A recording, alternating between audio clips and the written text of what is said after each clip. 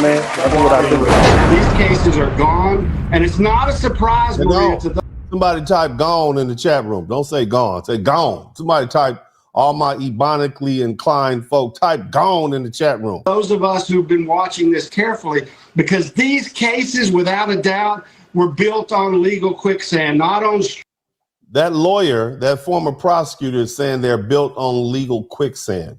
What that means, family, is that these cases were bound to fail on appeal.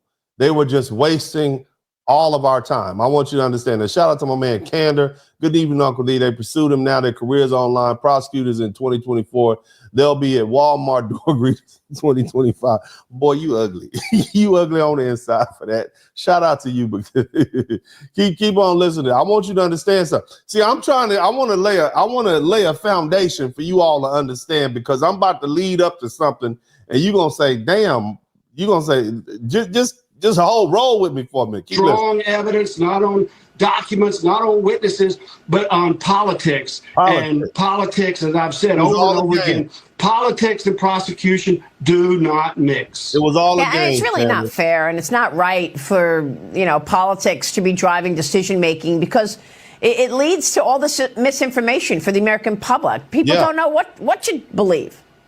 It didn't work. Well, that's a great point, Maria. And don't expect necessarily these cases to be over completely.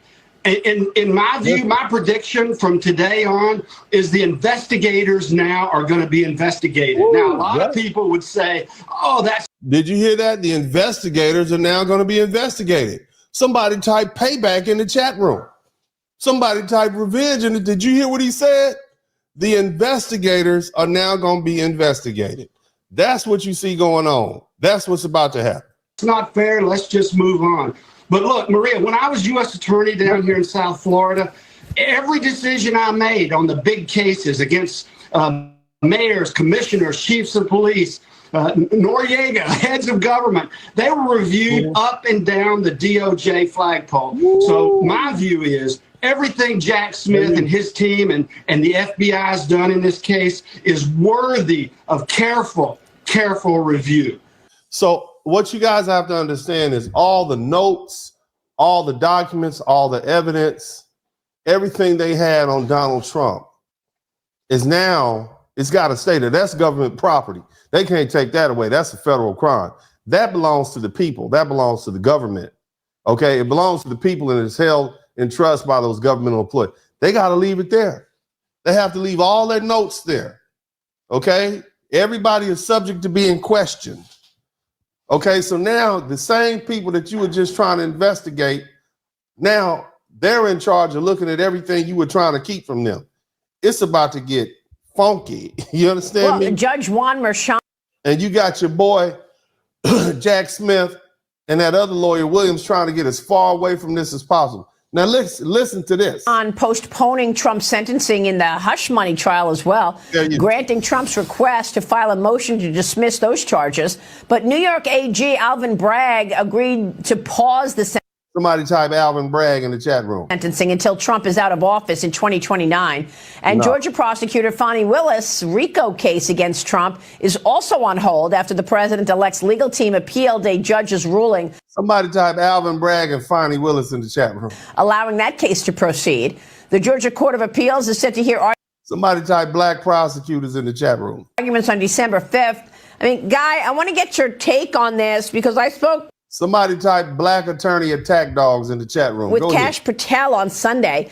And there is some speculation that he, being the former chief of staff of the Defense Department, that he could be coming in to the FBI. I asked him his reaction to Pam Bondi being named AG. Here's what he said. Watch. One thing.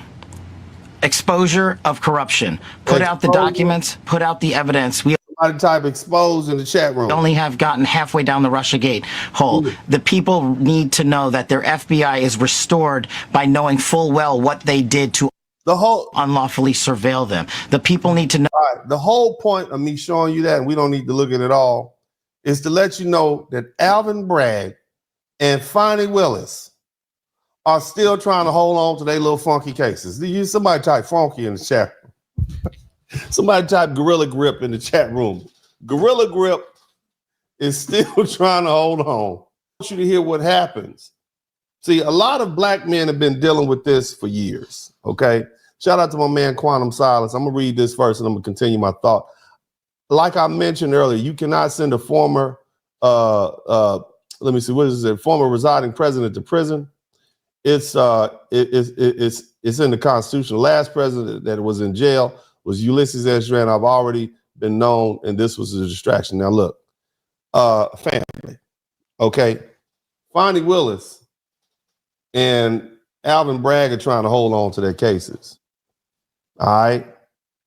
Now, there's a lot of people that have been prosecuted by these two black prosecutors that a lot of us saw. You know, many of you guys saw what happened to the rapper down in Fulton County, Young Thug.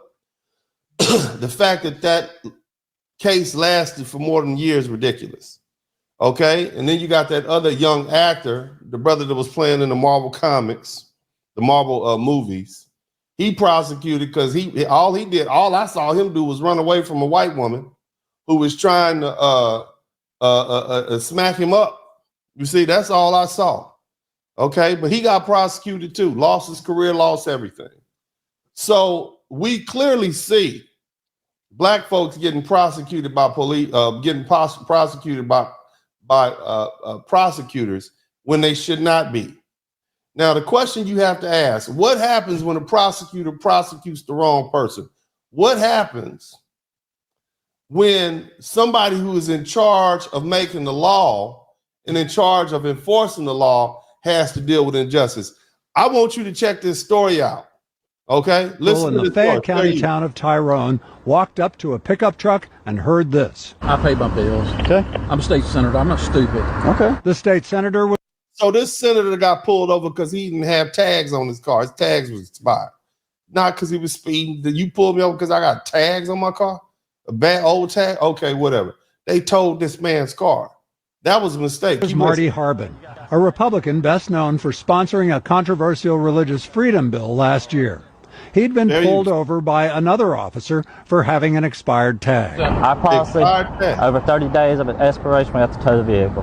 Who told Harbin the truck would have to be towed away.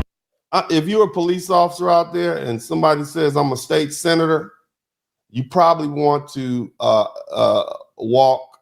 tread lightly. Okay, I'm just saying. I'm just saying, fam. I mean, I know it's some cops, you're trying to do your job, but you can't deal with people who can change when, look, let me say how I can say this. When you have somebody who can literally change the ground on which you walk, you kind of want to leave them alone. I know you guys get carried away with the Boy Scout thing and you want to do your job. I get it. I'm just saying, you got to know there's levels to this. Keep listening. You serious with me? Yes, sir. They towed his car. Within 10 seconds, the police body cam video shows Harbin promising to call the town's mayor. I won't call Eric Dow, but I'll call the rest of them. But I pay my bills. This will not go over well. I can tell you can talk to everybody at the department. The car's going to be impounded. And the cop got the nerve to talk crap to the state. This is just a speeding ticket. This ain't even lawfare. I want y'all to understand. I'm just trying to explain to you how power works. And this is a real life incident. Listen to this. Was surprised that the law allows police to impound a vehicle with an expired tag. After a few minutes and a few phone calls, he was surprised that the law allows a vehicle to be impounded. So now you got to spend more money because it didn't have a tag. This lawmaker was shocked at that. Guess what he did? Harbin adjusted his focus. Because I'm going to take this and I'm going to the state and we're going to change the law. In January, Senator Harbin introduced a bill that would allow. We are going to change the law, and he introduced a bill that allow motorists to drive away from expired tag violations. The measure passed the Senate last week, though Harbin kept quiet about the bill's personal origin. Of course he did. Did this happen to you? That was his response. My whole point is this.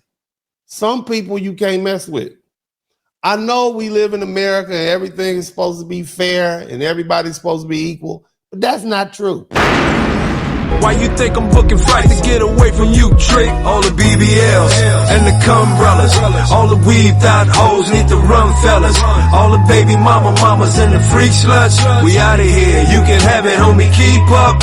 All the BBLs and the cumbrellas, all the weaved out hoes need to run, fellas. All the baby mamas and the freak sluts, we outta here, you can have it, homie, keep up.